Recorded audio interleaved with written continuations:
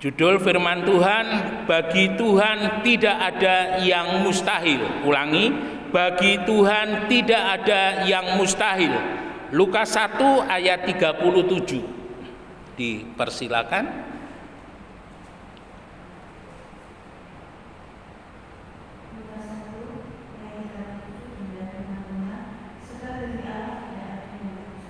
Ya, Bapak Ibu Saudara yang dikasihi oleh Tuhan, ayat ini menarik ya. Sebab bagi Allah tidak ada yang mustahil. Kita tahu bahwa kelahiran daripada Yesus itu adalah kelahiran yang ajaib, ya. Karena dari kain kafan yang ada di Turin, bekas-bekas darah yang ada di kain itu dan diyakini itu adalah sebagai kain kafan daripada Tuhan Yesus. Jadi kalau tidak salah Konstantinopel itu sekarang ini adalah Turki. Dulu adalah negara Kristen Konstantinopel itu. Dan Konstantinopel itu adalah satu kota yang dibangun oleh Kaisar Romawi yang percaya kepada Tuhan.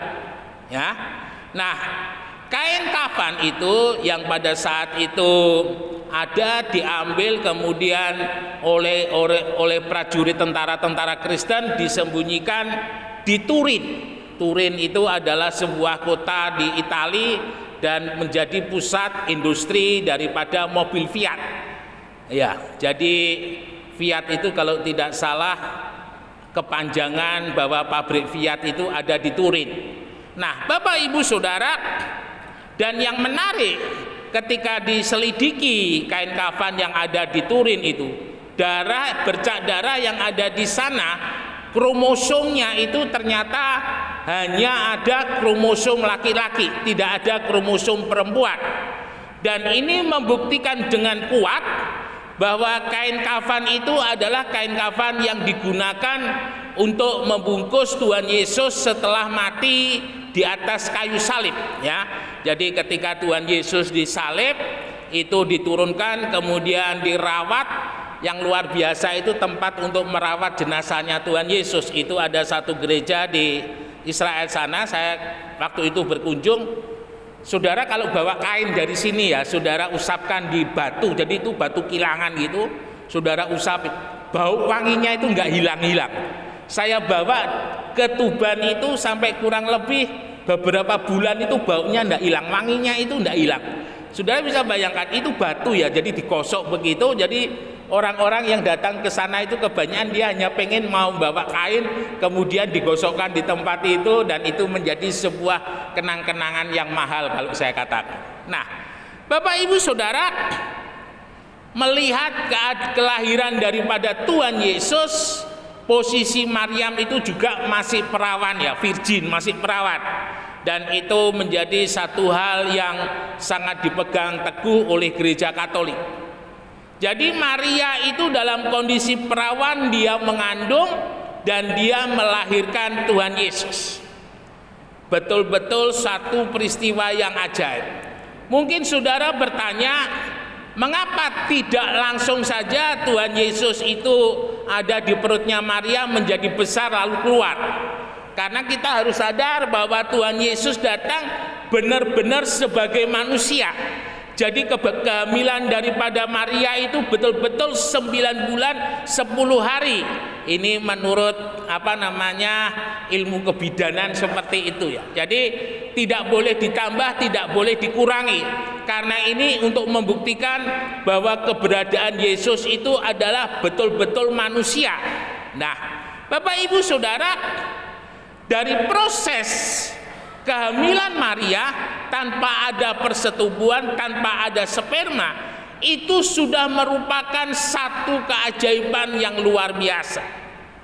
Dan keajaiban itu dibuktikan ketika darah Yesus yang menempel di kain kafan Turin itu hanya ada kromosom laki-laki. Bapak Ibu Saudara yang dikasihi oleh Tuhan, dan di ayat 37 tadi dikatakan bagi Tuhan tidak ada yang mustahil. Ketika kita berbicara mengenai mujizat, mengenai sesuatu bagi Tuhan tidak mustahil, maka hal itu adalah segala sesuatu yang hanya bisa dilakukan oleh Tuhan, ya. Jadi setan itu bisa melakukan segala sesuatu, tetapi setan tidak bisa mencipta dari yang tidak ada menjadi ada. Itu setan, ya. Jadi setan itu hanya bisa apa yang sudah ada dia rubah, dia modifikasi sedemikian rupa. Tetapi setan tidak mempunyai kuasa untuk mencipta dari yang tidak ada menjadi ada. Yang mempunyai kuasa untuk mencipta dari yang ada, dari yang tidak ada menjadi ada hanyalah Tuhan.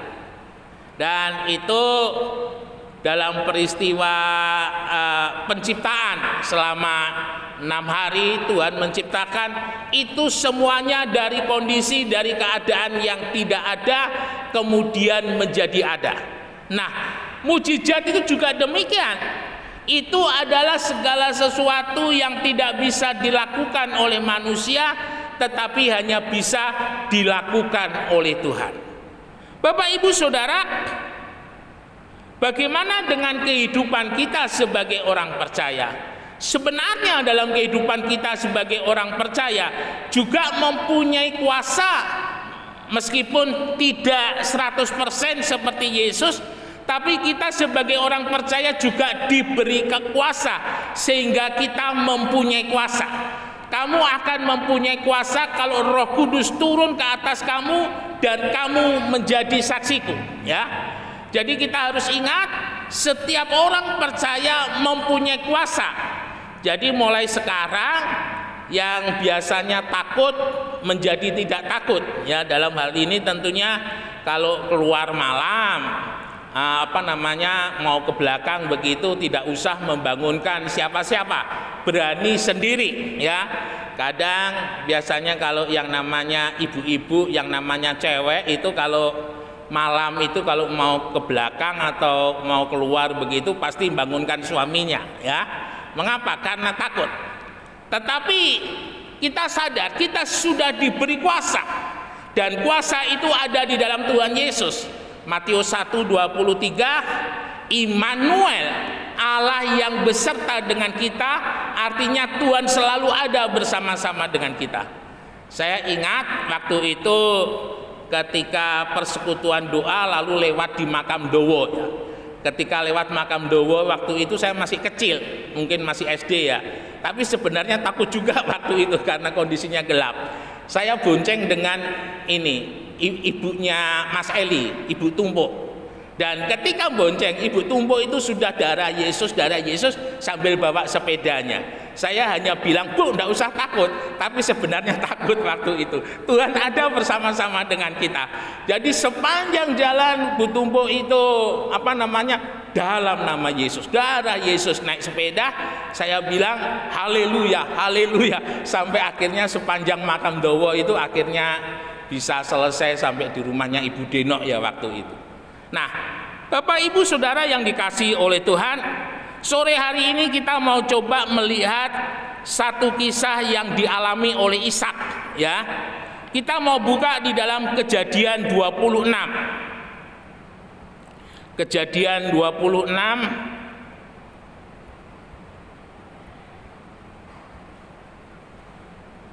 ayat yang ketiga mulai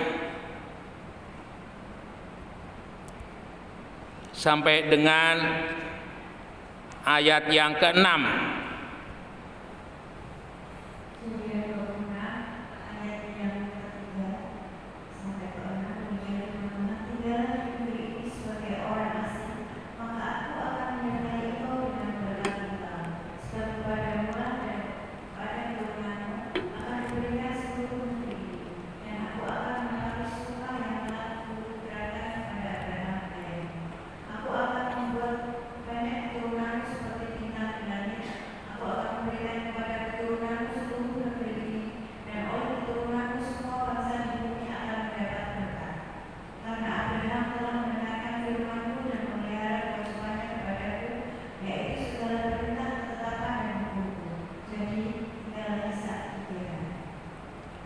Bapak Ibu Saudara, ketika saya mencoba melihat Gerar itu di mana, ya. Dan kemungkinan besar Gerar itu ada di Gaza yang sekarang terjadi pertempuran, karena di sana itu juga kalau tidak salah ada makam daripada Yusuf, ya. Itu ada di sana, karena kalau orang Israel itu dikatakan ketika dia menaruh jasad atau jenazah seseorang itu di sana ada nenek moyangnya yang mendahului. Jadi bisa jadi di sana ada Yusuf dan juga ada Ishak. Nah, berbicara mengenai Gerar, kalau memang betul itu adalah Gaza, karena ada banyak nama tempat-tempat yang ada itu namanya sudah berubah atau namanya sudah tidak ada. Karena ini ya pengaruh daripada politik, jadi supaya tempat-tempat itu orang Israel lupa akan nama-namanya ya, dan diganti dengan nama-nama yang baru menurut mereka. Dan itu sebuah taktik saja untuk membuat seolah-olah tempat itu adalah milik nenek moyang mereka. Nah, Bapak Ibu Saudara yang dikasihi oleh Tuhan, dalam ayat ini kita melihat ketika terjadi kelaparan di Kanaan, terjadi kelaparan di Israel seperti yang biasa dilakukan oleh Abraham. Jadi rupanya kelaparan ini sudah musim kelaparan ini rupanya rutin tiap tahun, ya. Jadi Ishak hendak meniru apa yang dilakukan oleh Abraham. Ketika terjadi kelaparan di Kanaan, mereka pergi ke Mesir. Tetapi saat itu ketika Ishak menghadapi hal yang sama seperti halnya Abraham, ketika di Kanaan itu terjadi kelaparan, Ishak juga demikian. Dia hendak meniru yang dilakukan Abraham. Dia hendak pergi ke Mesir. Tetapi luar biasa, kali ini Tuhan menahan Ishak untuk tidak pergi ke Mesir, tetapi Tuhan memerintahkan Ishak pergi ke Gerar. Saudara bisa bayangkan dari tempat yang kering menuju ke tempat yang kering, dari tempat yang sama menuju kepada keadaan tempat yang keadaannya sama pula. Nah, ini menarik karena Abraham tidak pernah dia diberkati ketika di Gerar. Baru Ishak ketika dia di Gerar barulah Tuhan memberkati. Bapak Ibu Saudara yang dikasihi oleh Tuhan, ada beberapa hal yang kita perlu lihat keadaan di Gerar pada saat Ishak diperintahkan Tuhan ke sana. Jadi di Gerar itu sudah ada penduduk yang di sana, sudah ada orang-orang yang ada di sana. Jadi artinya ketika Ishak di sana, Ishak bertemu dengan orang-orang yang lagi loyo ya kalau boleh saya katakan. Mengapa? Karena tanahnya tandus, tidak ada yang dikerjakan. Tetapi kita melihat Ishak ketika di sana dia diperintahkan oleh Tuhan. Dan yang menarik, Ishak menuai 100 kali lipat ketika dia berada di Gerar. Jadi Tuhan tidak memberkati Ishak 100 kali lipat ketika di tempat yang lain, tetapi justru Tuhan memberkati Ishak di Gerar, negeri yang asing, negeri yang tandus, negeri yang tidak menghasilkan. Jadi di sini kita boleh belajar bahwa ketika Tuhan tempatkan kita dimanapun berada, kita percaya bahwa tempat itu diberkati oleh Tuhan, karena kita juga diberkati oleh Tuhan. Bapak Ibu Saudara, ada beberapa hal yang kita perlu lihat di dalam kehidupan Ishak. Yang pertama, Ishak tinggal di Gerar sebagai orang asing. Ini beda dengan Abraham ya. Kalau Abraham pergi keluar, tinggalkan sanak keluargamu, tinggalkan negerimu ke tempat yang Tuhan tunjukkan. Tetapi Ishak tidak.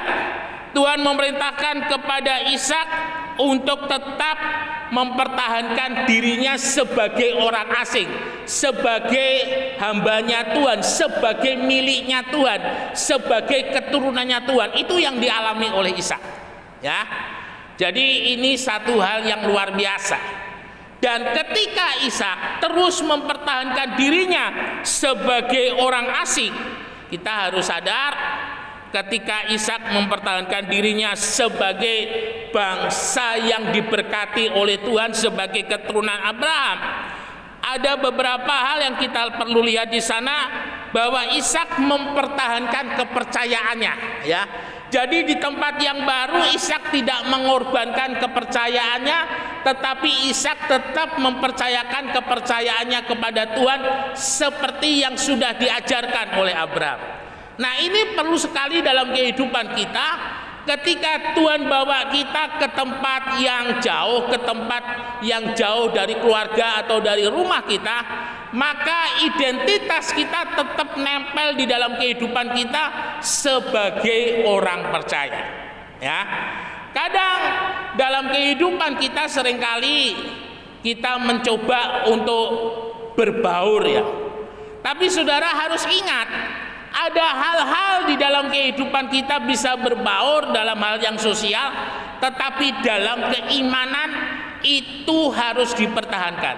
Siapa yang dengan malu tidak mengakui Tuhan, maka Tuhan juga tidak malu mengakui kita di hadapan Bapa.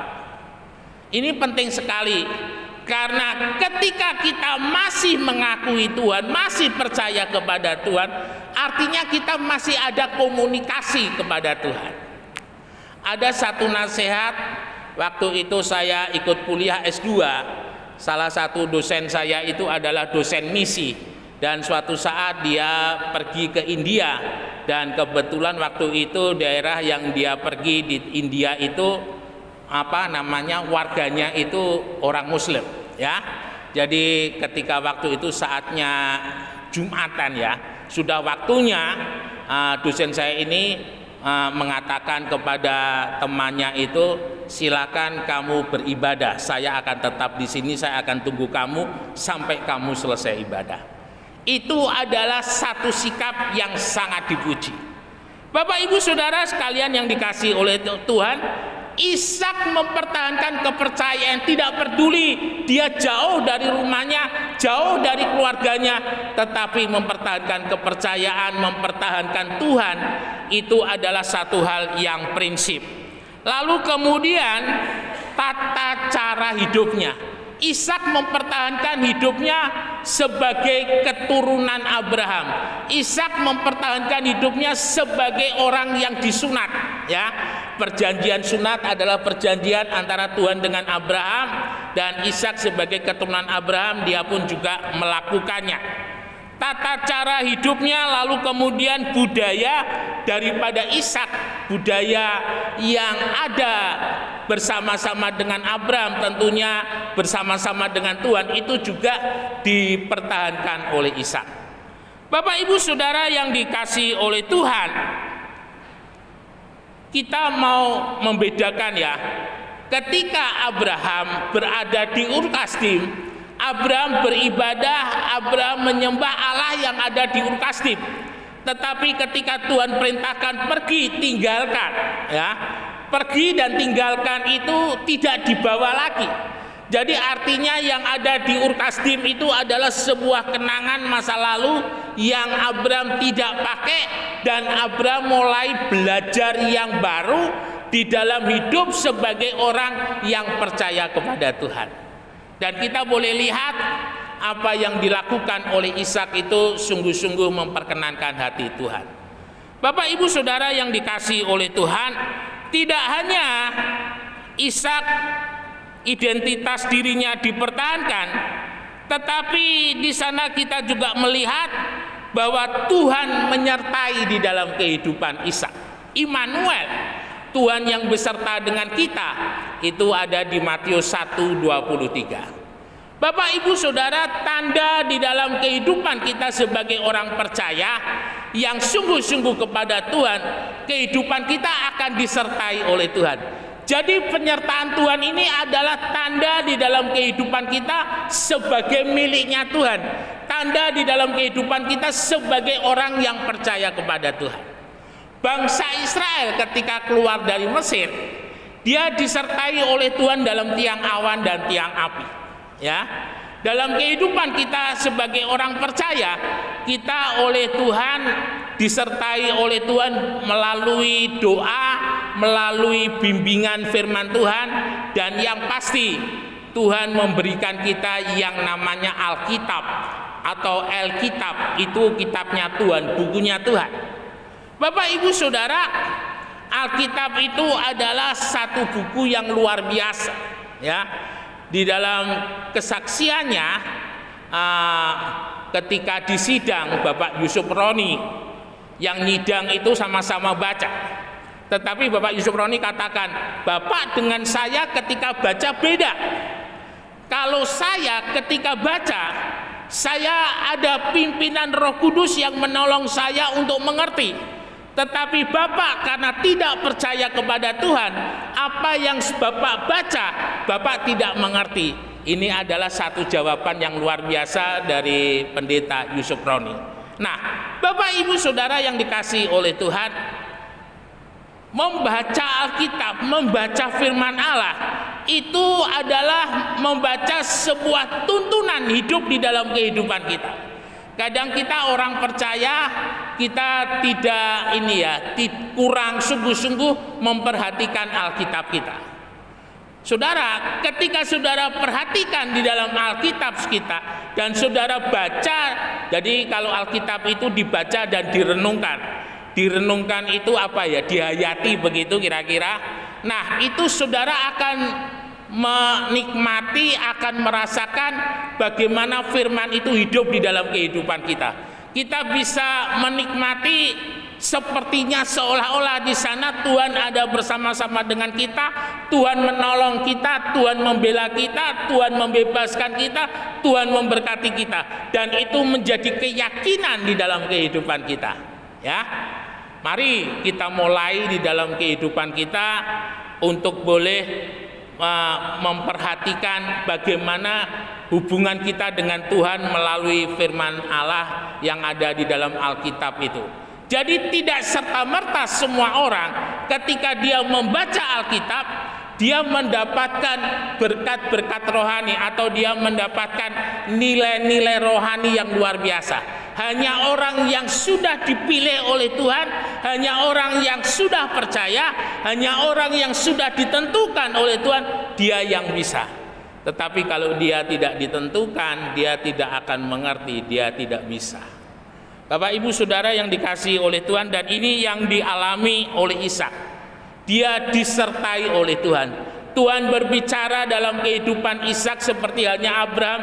Ishak mendengar, Ishak mengerti, dan Ishak melakukan. Dan kita lihat Ishak seperti halnya Abraham, hidupnya diberkati oleh Tuhan. Jadi kita bisa menarik satu kesimpulan, keberhasilan hidup di dalam kehidupan orang percaya tidak bisa dilepaskan dari campur tangannya Tuhan. Dan campur tangan Tuhan juga tidak bisa dilepaskan bagaimana hubungan orang percaya dengan Tuhan. Ya, jadi pertama perhatikan hubungan saudara, lalu kemudian nikmati firman-Nya, lalu kemudian hidup di dalam firman-Nya, dan kita akan menerima berkat-berkat-Nya Tuhan. Kiranya Tuhan Yesus memberkati di dalam setiap kehidupan kita, maju terus, Tuhan menyertai. Immanuel, beri kemuliaan bagi nama Tuhan.